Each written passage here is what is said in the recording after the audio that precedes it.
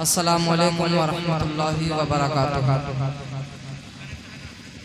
अल्हम्दुलिल्लाहिल्लज़ी फ़द्दला सय्यदना व मौलाना मुहम्मदन सल्लल्लाहु तआला अलैहि वसल्लम अलल आलमीन जमीअन फ़अहकामहु लिल-मुज़नबीन अल-मुतलव्विसीन अल-ख़त्ताईन अल-हालिक़ीन शफ़ीआ बल हुवा महबूबुन व मर्दियुल लदै सलातन तबक़ा व तदूम बिदवाबिल मलिकिल हय्यिल क़य्यूम अम्मा बअद फ़अऊज़ु बिल्लाहि मिनश शैतानिर रजीम बिस्मिल्लाहिर रहमानिर रहीम क़ुल ला अस्अलुकुम अलैहि अजरन इल्लल मवद्दता फ़िल क़ुरबा सदक़ल्लाहुल अज़ीम व सदक़ रसूलुहुन नबियुल अमीरुल मुईनुल मतीनुल मुबीनुल गफ़ूरुर रहीम व नहनु अला ज़ालिका लमिनश शाहिदीन व शाकिरीन वल्हम्दुलिल्लाहि रब्बिल आलमीन।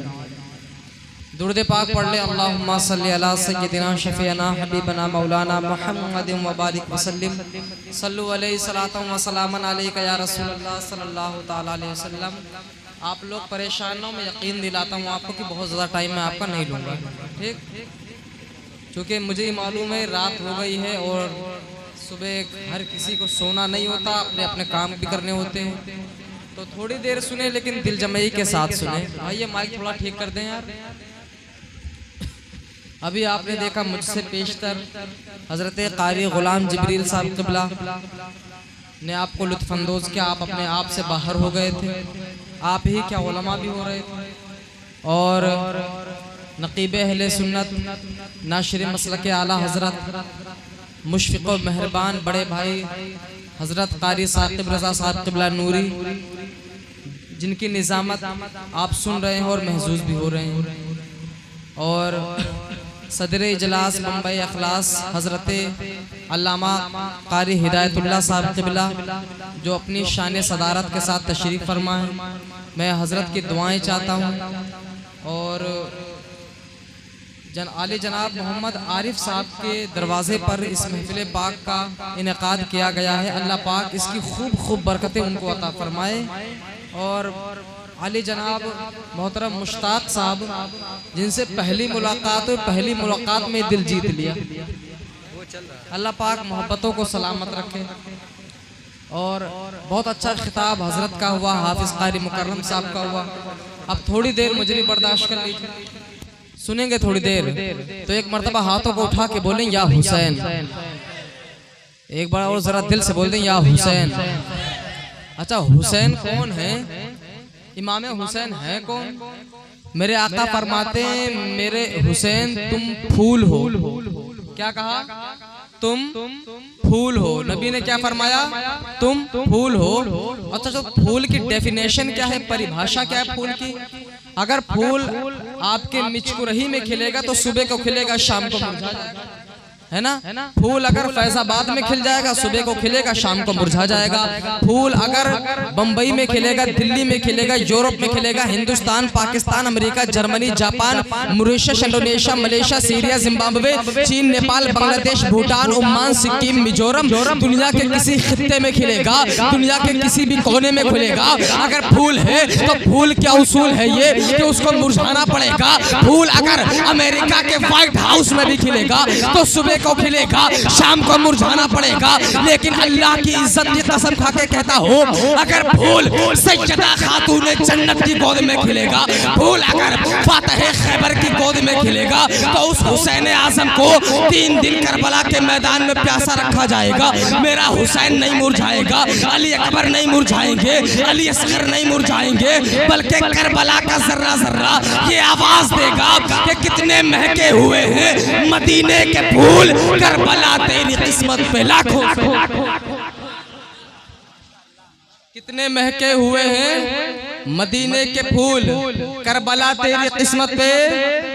किसी ने कहा था कि अफजल है कुल जहां में घराना हुसैन का, अफजल है कुल जहां में घराना हुसैन का, नबियों का ताजदार है नाना हुसैन का नबियों का ताजदार है नाना। ओ एक पल भी ना ठहर सकी हुकूमत यजीद की, सदियां हुसैन की है जमाना, सदियां हुसैन की है जमाना। मेरे आका फरमाते हुसैन तुम अजीम हो। क्या हो? हुसैन तुम अजीम हो। अगर हमें कोई बोल दे कि तुम बड़े अच्छे मुकर्रिर हो, हजरत आपने बड़ा अच्छा खिताब फरमाया, तो कह देंगे हाँ हाँ हमने बड़ा अच्छा खिताब किया, हम बहुत बड़े आलिम है, तो फलाना है, तो धमाका है।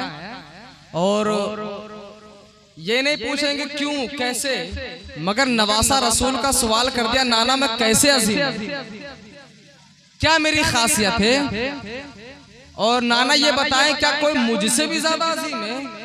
मेरे आका फरमाते बेटे हुसैन, जब तुम छोटे थे झूला झूलते थे, झूला हिलते हिलते हिलते जब रुकने वाला होता था, और जैसे ही तुम रोने वाले होते थे तो अल्लाह जिब्रील अमीन को भेजता था, जिब्रील तुम्हारा झूला झुलाते थे। सुभान अल्लाह, जरा जोर से बोलो यार सुभान अल्लाह। जिब्रील तुम्हारा झूला झुलाया करते थे, इसलिए मेरे बेटे हुसैन तुम अजीम हो। हजरत इमाम हुसैन फरमाते हैं नाना क्या इस माने में क्या कोई मुझसे भी ज्यादा अजीम है? कहा हाँ है ना, तुम्हारा बाबा अली है तो तुमसे ज्यादा अजीम है। कहा नाना वो कैसे, मुझको तो फरिश्तों के सरदार ने झूला झुलाया है। मेरे आका फरमाते हैं ए मेरे बेटे हुसैन तू इस वजह से अजीम है कि तुझको फरिश्तों के सरदार ने झूला झुलाया है, और तेरे बाबा अली को नबियों के सरदार ने झूला झुलाया, तेरे बाबा अली को नबियों के सरदार ने झूला झुलाया है। देखिए मैं बात करता हूँ इमाम हुसैन की, जरा जोर से बोले सुभान अल्लाह। अच्छा अभी बकरा ईद का मौसम गुजरा है ना, तो सिर्फ बरकत हासिल करने के लिए एक रिवायत में हजरत इब्राहिम की बारगाह में जरा पेश करूं, सुनेंगे। एक मर्तबा अल्लाह रब्बुल आलमीन फरिश्तों के झुरमुट में, फरिश्तों के सामने अर्ज करता है मेरा परवरदिगार ए फरिश्तों इब्राहिम मेरा खलील है, प्यारा पैगंबर है, इब्राहिम मेरा खलील है, मेरे से बड़ी मोहब्बत करता है। तुमने देखा ना मेरे लिए नारे नमरूद में छलांग, तुमने देखा ना मेरा इब्राहिम मेरा खलील है, मेरा प्यारा पैगंबर है, मेरे नाम पे कुर्बान है, फिदा है, मरने को मिटने को तैयार है। फरिश्तों ने कहा ए मेरे मौला तू बड़ी तारीफ करता है अपने इब्राहिम की, अगर मेरे मौला तू इजाजत दे तो तेरे इब्राहिम का इम्तिहान ले लूं, अगर मौला इजाजत दे तो तेरे इब्राहिम का इम्तिहान ले लूं। मौला ने फरमाया जा फरिश्ते चला जा मेरे इब्राहिम का इम्तिहान ले, और जब मेरे इब्राहिम का इम्तिहान लेगा मेरे इब्राहिम को कामयाब पाया। और फरिश्ता आया इंसानी शक्ल में और इब्राहिम अलैहिस्सलाम का इम्तिहान लेना चाहा। हजरत इब्राहिम बकरियों का झुरमुट, बकरियों का रेवड़ लेके चरा रहे थे और अल्लाह अल्लाह अल्लाह अल्लाह के नाम में मस्त थे। फरिश्ते ने कहा आखिर इम्तिहान लूं तो कैसे लूं, ये तो अल्लाह ही के नाम में मस्त है। और फरिश्ता बड़े ही प्यारे अंदाज में झूम के कहता है अल्लाहु अकबर अल्लाहु अकबर। जैसे इतना कहा तो हजरत इब्राहिम ने पकड़ के दामन थाम लिया। वो कहने लगे ए अजनबी जरा ये तो तू बता दे तू कौन है, कहाँ का रहने वाला है, तेरी जबान से मेरे रब का नाम बड़ा प्यारा लगा है, ये एक बार और मेरे रब का नाम तो जरा लेके सुना दे। उसने कहा इब्राहिम अभी जो मैंने नाम लिया था वो अपनी मर्जी से लिया था, इसके बाद जो तुम्हारे रब का नाम लूंगा वो तेरी मर्जी से लूंगा। हजरत इब्राहिम ने फरमाया चाहते क्या हो, कहा दोगे क्या। हजरत इब्राहिम ने क्या चाहते हो, कहा तुम दोगे क्या। हजरत इब्राहिम फरमाते जा अपनी आधी बकरियों का रेवड़ तेरे हवाले कर दो। उसने फिर कहा अल्लाहु अकबर अल्लाहु अकबर। हजरत इब्राहिम फिर झूमे कहते एक बार और सुना दे। कहा अब क्या दोगे, कहा सारी बकरियां तेरे नाम कर दूंगा। हजरत उस फरिश्ते ने फिर खुदा का नाम सुनाया, कहा अब क्या दोगे, कहा बकरी को चराने के लिए चरवाहे की जरूरत पड़ती है, तू मुझे मेरे रब का नाम सुनाते रहना, मैं तेरी बकरियों को चराता रहूंगा। फरिश्ता बोला मौला यहाँ तो अब मेरा ही इम्तिहान होने लग गया, मौला वाकई में तेरा इब्राहिम तेरा खलील है, प्यारा पैगंबर है, लेकिन मैं आपको यहाँ पे एक बात रोक कर करके कहना चाहता हूँ। हजरत इब्राहिम अलैहिस्सलाम ने जो कुर्बानी पेश की है अपने बेटे इस्माइल अलैहिस्सलाम की, वो कुर्बानी ऐसी कुर्बानी है कि बाप भी जानता है मुझको अल्लाह की रजा के लिए बेटे की गर्दन पे छुरी चलानी है, बेटा भी जानता है मुझको परवरदिगार की रजा के लिए अपने बाप के हाथों से कुर्बान होना है रब की मर्ज़ी इलाही के लिए। लेकिन बताइए वो मेरा हुसैन है, वो मेरा हुसैन। देखिए पहले कुरान का तर्जमा सुन लीजिए, फिर यहीं से बात बढ़ाता हूं। कुल्ला असअलुकुम अलैहि अजरन इल्ला अल-मवद्दत फिल कुर्बा। शान नुज़ूल ये देखिए जरा, शान नुज़ूल ये है कि सहाबाए किराम प्यारे नबी की बारगाह में हाजिर हुए और अर्ज करते हैं या रसूल अल्लाह, आपने जो खिदमत की है हमारी, जो आपने हमको जहन्नम से निकाल के जन्नत का मुसाफिर बनाया है, आका अगर आप ना आते तो हम बर्बाद हो गए होते। ए अल्लाह के रसूल अगर आप ना आते तो हम तो शिर्क और कुफ्र की कीचड़ में लथपथ होते। आका अगर आप ना आते तो हम तो जहन्नम में जाने से हमको कोई रोकने वाला ना था। या रसूल अल्लाह आप क्या आए बाहर आ गई, आप आ गए बाहर आ गई। या रसूल अल्लाह इसके बदले में हम आपको कुछ उजरत देना चाहते हैं, आपको कुछ तोहफा देना चाहते हैं। फौरन हजरत जिब्रील आते हैं, अर्ज करते हैं या रसूल अल्लाह इनसे कह दीजिए कि हमने तुमको मजहब मुहज़्ज़ब इस्लाम अदा करने के बदले में कुछ नहीं चाहते हैं, हमने जो तुमको दीन हक अता किया इसके बदले में मैं तुमसे इसकी कोई उजरत नहीं चाहता हूँ। आका फरमाते हैं अगर देना है इसका कुछ बदला तो सिर्फ मेरे अहले बैत से मोहब्बत किया करो, मेरी अहले बैत से प्यार किया करो। अब देखिए हदीस पाक का मफहूम देखिए, अब देखिए नबी के घर वालों में है कौन कौन। नबी के घर वालों में मौलाए कायनात है, उनसे मोहब्बत करो। सैयदा खातून जन्नत है, उनसे मोहब्बत करो। हसन मुजतबा है, उनसे मोहब्बत करो। शहीदों के सरदार का टाइटल जिनके सर पे रखे गया है उस इमाम हुसैन से मोहब्बत करो। मोहब्बत अगर देखिए मफहूम जरा सुनते चले आइएगा, मेरे नबी के घर वालों में तो गौसे पाक भी है, उनसे मोहब्बत करो और मिल्कीपुर वाले खुश हो जाओ। मेरे नबी के घर वालों में हिंदुस्तान का राजा मेरा खाजा है, उनसे हिंदुस्तान का राजा मेरा खाजा, उनसे मोहब्बत करो। बादशाह दुनिया में बहुत और ये टीवी पे बैठ के जो डिबेटें होते हैं हमारे इस्लाम के खिलाफ, उनसे बोलिए तुमको टीवी पे बैठ के इस्लाम समझ में नहीं आएगा। ये किराए के टट्टू मौलवी बैठ के जो बकवास करते हैं ना टीवियों पे, उनसे बोल दो तुम कुछ भी हो सकते हो, मगर मेरे नबी के खिलाफ बोलने वाला कोई मुसलमान हो ही नहीं। मेरे अगर किसी ने हमारे नबी की शान में गुस्ताखी की और फिर भी हम खामोश रहे तो हमारा मर जाना। ये टीवी पे बैठ के बकवास होती है। अभी लॉकडाउन से पहले 125 करोड़ औरतों ने 1.25 करोड़ औरतों ने गुजरात से लिख के भेजा था, अरे दलाल मीडिया हमसे सुनो, ये मोदी का कानून तुम मेरे पास लेके आते हो, हमें ट्रिपल तलाक वाला कानून वो नहीं पसंद जो मोदी ने बनाया है। ट्रिपल तलाक का कानून हमें वो पसंद है जो मोहम्मद अरबी ने। हमें मोदी का कानून नहीं, हमें मोहम्मद अरबी का कानून चाहिए। अब ये टीवी पे बैठ के जो औरतें बकवास करती हैं वो कुछ भी होंगी, नबी के खिलाफ बोलने वाली कोई मुसलमान हो ही नहीं। जरा करम फरमाए। तो मेरे नबी के खिलाफ जो बोलेगा, जिसने नबी की शान में अदना भी तौहीन कर दी, वो काफिर हो जाता है, वो काफिर हो जाता है। और बात हजरत कारी गुलारी साहब पढ़ रहे थे, कुर्सी पर कोई भी बैठे राजा तो मेरा, राजा तो मेरा खाजा। बादशाह तो दुनिया में बहुत है और खुदा की कसम बादशाह वो नहीं होता जो पैसा देके पब्लिक को बुलाए और पब्लिक फिर भी ना आए। अरे बादशाह तो वो होता है जो बड़ी आसानी से जिंदगी गुजारे और जब बरेली में आंखें बंद करके सो जाए तो करोड़ों का मजमा बगैर बुलाए उसके जनाजे में जाए और बता दे कि एक बादशाह का जनाजा, एक बादशाह का जनाजा जा रहा है। और खुदा की कसम बादशाह वो नहीं होती, बादशाह वो नहीं होती जो दुनिया में रहो तो बादशाह।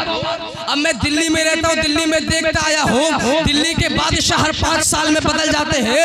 खुदा की कसम खा के कहता हूँ दिल्ली में बादशाह बहुत है, लेकिन बादशाह तो मेरे रब ने दिल्ली का निजामुद्दीन बनाया है, जो कल भी बादशाह थे आज भी बादशाह है, क़यामत तक।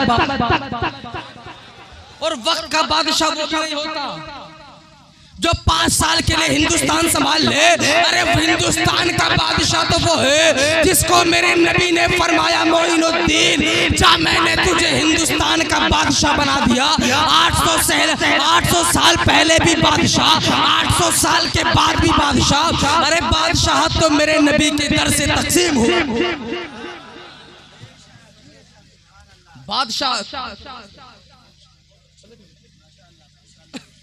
बादशाह जो होती है मेरे नबी के दर से मिला करती है। मेरे नबी के दर से हटकर अगर बादशाह मिलती है तो वो कब जवाल आ जाए उस बादशाह को कोई इस पर कुछ कह नहीं सकता। अब जरा गौर करिए, मैंने क्या कहा था अभी कि नबी की शान में अदना गुस्ताखी करने वाला भी काफिर है। अब जो लोग कहते हैं कि नबी को इल्म गैब नहीं, गैब नहीं, गैब नहीं, गैब नहीं है, तो गैब क्या किसी चिड़िया का नाम है? कुरान मुकद्दस को गहराई से पढ़ के देख लो, 2 लफ्ज आए गैब के बारे में, सिर्फ 2 लफ्ज। एक लफ्ज है मफातीह, एक लफ्ज है मकालीद। दोनों के माने हैं कुंजियां, चाबियां, कीज। दोनों के माने हैं चाबियां। अब मैं पूछना चाहता हूं, मेरे इस सवाल का जवाब ला दे पूरी दुनिया का वहाबी।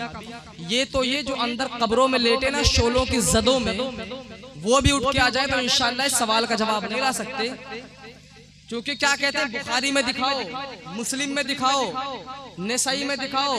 तो मैं कहता हूँ इमाम बुखारी भी मुक़ल्लिद, इमाम तिरमिज़ी भी मुक़ल्लिद, इमाम नसाई भी मुक़ल्लिद, इमाम इब्न माजा भी मुक़ल्लिद, इमाम शाफ़ई, इमाम जितने भी आइम्माए मुहद्दिसीन हैं सारे के सारे तकलीद करने वाले। कोई इमाम आज़म अबू हनीफा की तकलीद करता है, कोई इमाम शाफ़ई की, कोई इमाम मालिक की, कोई इमाम अहमद इब्न हंबल की। तुम किसी के नहीं करते, तुम्हारी नजर में तकलीद हराम है। और जो हराम काम करे फिर उसकी बात का एतबार। फिर कहते हो कि बुखारी में दिखाओ, क्यों दिखाओ? सीधी सी बात, सवाल का जवाब ला दे। तो गैब गैब गैब चिल्लाते कि गैब किसी चिड़िया का नाम है। मेरे आला हज़रत फरमाते हैं कुरान मुक़द्दस में 2 लफ्ज़ आए हैं, एक लफ्ज़ है मफातीह, एक लफ्ज़ है मकालीद। अब इसमें गहराई से पढ़ के देख लो, खुदा की कसम मेरे मुस्तफ़ा की अज़मत का एहसास हो जाएगा। आला हज़रत फरमाते हैं आखिर 2 ही लफ्ज़ क्यों आए, तीसरा क्यों नहीं? इसमें मेरे मुस्तफ़ा के इल्म गैब की तरफ इशारा है। वो कैसे? फरमाते आला हज़रत मफातीह में पहले और आखिरी हर्फ को उठाओ, निकालो, और मकालीद में पहले और आखिरी हर्फ को निकालो। यानी मफातीह में मीम को निकालो और हा को निकालो, मकालीद में मीम को निकालो और दाल को निकालो। तो क्या बन जाएगा? मीम हा मीम दाल। क्या बन जाएगा? मुहम्मद। इससे पता क्या चला कि अल्लाह रब्बुल आलमीन ने कायनात के सारे उलूम की चाबियां मुस्तफा के हवाले। अब लोग कहते हैं गैब नहीं है, गैब नहीं है, गैब नहीं है, पावर नहीं है, पावर नहीं है, पावर नहीं है। तेरे बाप को है पावर? अगर मुस्तफा को नहीं है तो फिर किसे है पावर? रतलाम के हराम खाने वाले उस मौलवी को पावर? मक्के में पैदा होने वाला मोहम्मद बेपावर? जो मौलवी कहता है कि राम, जो कहता है कि शंकर अल्लाह के नबी है, उसको पावर? माशअल्लाह बोलो ना। और मक्के में मेरे नबी बेपावर। एक आदमी आया नबी की बारगाह में अर्ज करने लगा, या रसूल अल्लाह, ए आमना के लाल, आप अल्लाह के नबी हैं? नबी ने फरमाया सिर्फ नबी नहीं हूँ, नबियों का इमाम हूँ। बोलू थोड़ी देर या खत्म कर दूं? कहा नबी नहीं हूँ, नबियों का इमाम हूँ, रसूलों का सरदार हूँ। अब उसने भी कलमा नहीं पढ़ा था, कहा मुझे पढ़ा दो कलमा। नबी ने फरमाया पढ़ लो भाई कलमा। कहा ऐसे थोड़ी पढ़ूंगा कलमा। तो फिर कैसे पढ़ोगे? कहा मेरे पास भी अकल है। नबी ने फरमाया अच्छा तो कर लो अपनी अकल का इस्तेमाल। कहा कि अगर आप अल्लाह के सच्चे नबी हो तो अपना कोई पावर दिखाओ, कोई निशानी दिखाओ, कोई मौजज़ा दिखाओ। यानी अभी ईसाई है, कलमा नहीं पढ़ा है, लेकिन आज के इन वहाबियों से बहुत बेहतर है जो जानता है जो नबी होता है वो पावर वाला होता है, जो नबी होता है वो अजमत वाला होता है, जो नबी होता है वो बुजुर्गी वाला होता है। और इनसे तो बेहतर है अबू जहल के हाथों की कंकरी। जब नबी ने फरमाया, ए अबू जहल ने पूछा, या रसूल, या अल्लाह के रसूल, ए आमना के बेटे ये बता दो कि मेरे हाथों में क्या है? तो कंकरियों ने कहा था, ए अल्लाह के रसूल, हम अबू जहल के हाथ में 7 कंकरियां हैं, वो गवाही देते हैं आप अल्लाह के रसूल, गवाही देते हैं कि आप अल्लाह के रसूल है तो उनसे बेहतर है ये पत्थर जो नबी की अजमत को समझ सका। तो उसने कहा कि अपना कोई पावर दिखाए, कोई मोजेज़ा दिखाए, कोई निशानी दिखाए। नबी ने फरमाया what do you want to see, तू देखना क्या चाहता है? माज़ा तुरीदो, ये बता दे तू कि देखना क्या चाहता है। तो अब वो प्लानिंग करके आया नहीं था, सोचने लगा मैं क्या बोलूं इनसे। प्लानिंग करके आया, अचानक से खजूर के दरख्त पर नजर पड़ी। वो कहने लगा अगर आप अल्लाह के सच्चे नबी हैं तो इस दरख्त को मेरे पास बुला के दिखा दे। अगर आप अल्लाह के सच्चे नबी हैं तो इस दरख्त को मेरे पास बुला के दिखा दे। नबी ने फरमाया मैं नहीं बुलाऊंगा उस पेड़ को। कहा क्यों? पावर नहीं है। नबी ने फरमाया नहीं मैं नहीं बुलाता उस पेड़ को। कहा क्यों? अभी तो आप कह रहे थे नबियों का इमाम हूँ, रसूलों का सरदार हूँ। अभी तो आपने कहा कि जो देखना है देख लो, जो तुम बोलेगे मैं वो दिखाऊंगा। जमीनों का बोलेगा जमीनों का दिखाऊंगा, आसमानों का बोलेगा आसमानों का दिखाऊंगा, शजर का बोलेगा शजर का दिखाऊंगा, हजर का बोलेगा हजर का दिखाऊंगा, खुश्क का बोलेगा खुश्क का दिखाऊंगा, जो तू बोलेगा मैं वो दिखाऊंगा। अब क्या हुआ? नबी ने फरमाया मैं नहीं बुलाऊंगा उस पेड़ को, बल्कि तू जा और खुद जाकर कह दे कि तुझे नबी ने बुलाया है, तुझे रसूल ने बुलाया है। अब वो गया, वो पेड़ के पास जाकर कहने लगा या अय्युहश शजर इन्ना मुहम्मदन यदउका, वो पेड़ तुझे अल्लाह के नबी मोहम्मद बुलाते हैं। अब पेड़ ने ये नहीं देखा कि बोलने वाले की जबान कैसी है, बल्कि पेड़ ने ये देखा कि भेजने वाले नबियों के सरदार की जबान।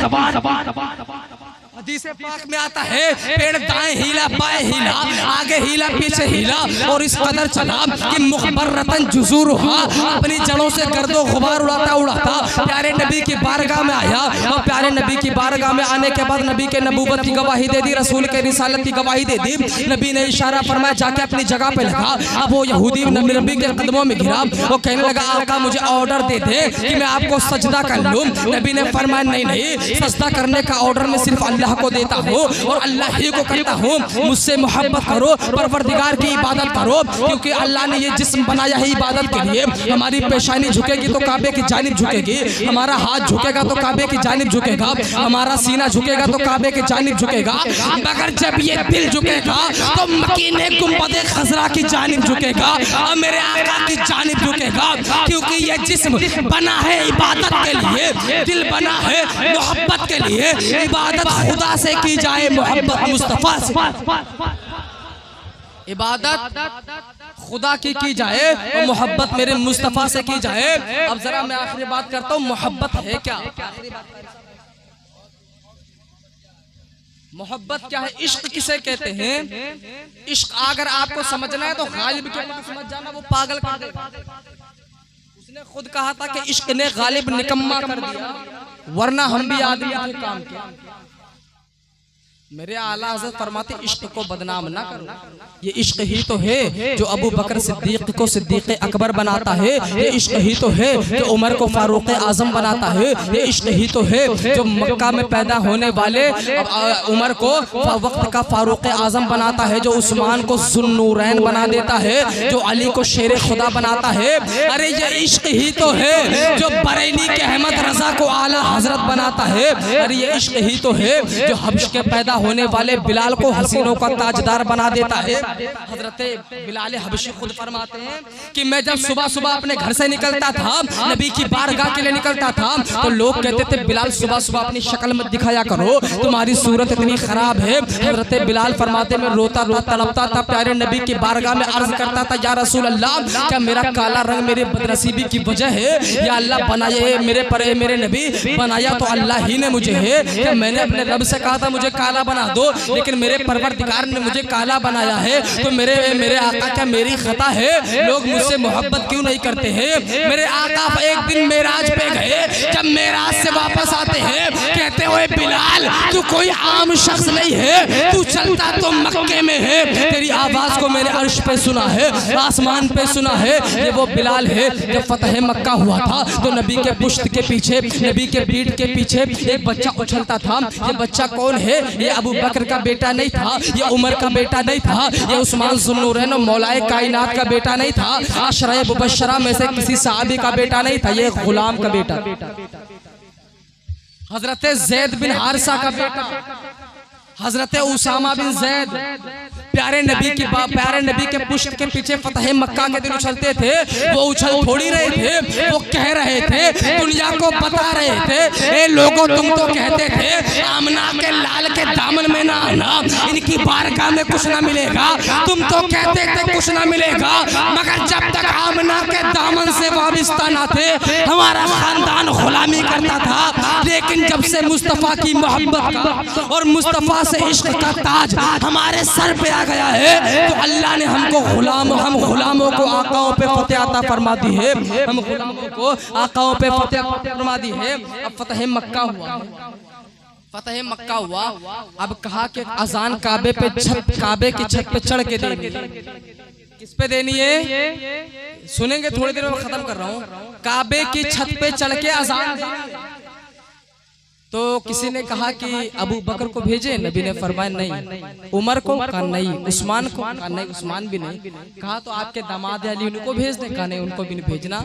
मक्के में सताया जाए मेरा बिलाल, उमैया मेरे बिलाल के कपड़े उतार कर उसको रेतीली जमीन पे ओबाश लड़कों के मक्के के कर देता था कि इसको गर्दन में मेरे बिलाल के रस्सी बांध के पूरे मक्के में जिसको गर्म रेत पे दौड़ाया जाता था, उस वक्त अहद अहद का नारा लगाता था मेरा बिलाल।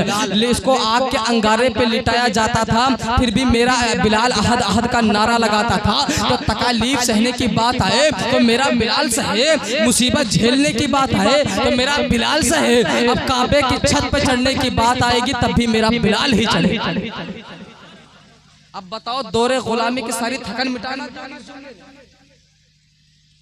तो मैं कह रहा था नबी से इश्क जो हो कर लेता है, अगर जर्रा होता है तो अल्लाह आफ्ताब बना देता है, नाकिस होता है तो अल्लाह कामिल बना देता है, कोई अदना होता है तो अल्लाह उसको ओजे सुरैया पे पहुंचा देता है। अब देखिए इश्क किसे कहते हैं। लोग कहते हैं बिलाल सुबह सुबह सूरत मत दिखा देना, लेकिन जब मेरे नबी के विसाल के बाद हजरत बिलाल चले गए दमिश्क, और जब दमिश्क से वापस मदीना आते बिलाल हबशी, तो अपने वक्त का हाकिम, अपने वक्त का अमीरुल मोमिनीन हजरत उमर फारूक आजम अपने मिंबर से नीचे आते हैं और एक काले सियाफाम शख्स के हाथ को चूमते हैं और कहते हैं या बिलाल अंता सज्जदुना व मौलाना।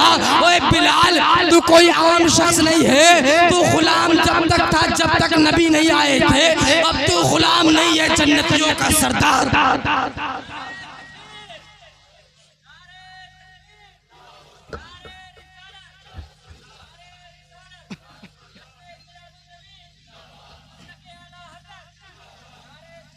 अब तू गुलाम नहीं है, जन्नतियों का सरदार बन गया है। अब तू जन्नतियों का सरदार बन गया। बात चल रही थी कि मेरे नबी के इल्म पे भोंकते हैं कुत्ते। मैं कहता हूं तुम लोग नबी के इल्म को नापने निकले हो, इल्म उस वक्त तक आया ही नहीं जमाने में जब तक आमना का लाल ना, वरना बताओ प्लेन कब बनी? इसी 1500 साल में सब कुछ हुआ। उससे पहले हमसे 1500 साल से पहले हमसे बड़े बड़े ऊंचे ऊंचे लोग रहते थे। हम तो तिकोने वो चौकोर होते थे, इतने लंबे चौड़े होते थे, 10-10 फीट के होते थे, 12-12 फीट के होते थे, 15-15 फीट के हुआ करते थे। लेकिन गधों के कान पकड़ के घूमते थे, कोई तहजीब नहीं, तमद्दुन नहीं, कल्चर नहीं, तलवारें हर वक्त अपने हाथों पे मारते थे, शिकार करते थे, मैं खाल के भून के खा जाते थे, कोई तरीका और सलीका मालूम नहीं था।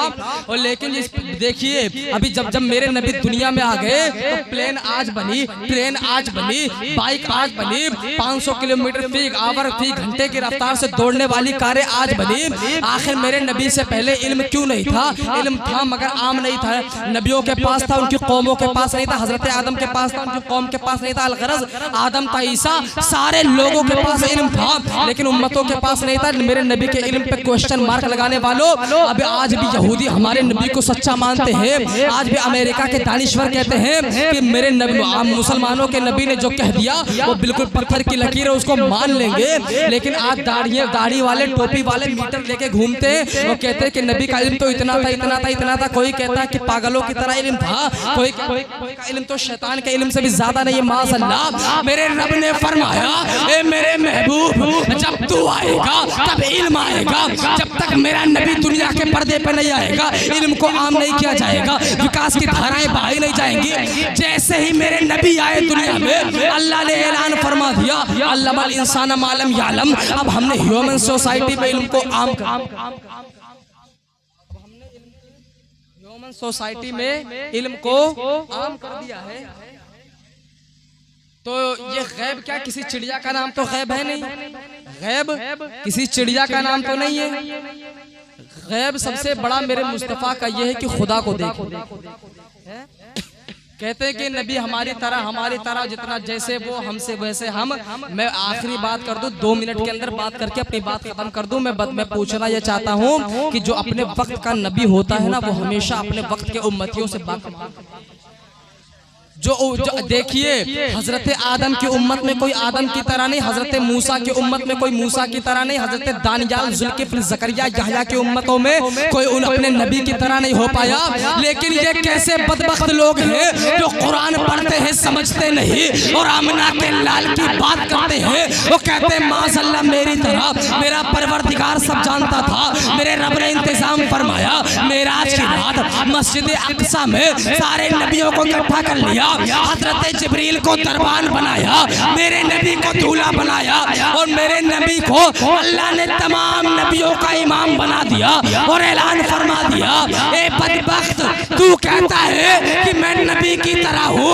अरे मैंने नबियों में किसी को अपने हबीब की तरह नहीं बनाया, तो उम्मती नबी की तरह करा। तो उम्मती नबी की तरह कैसे हो सकता है?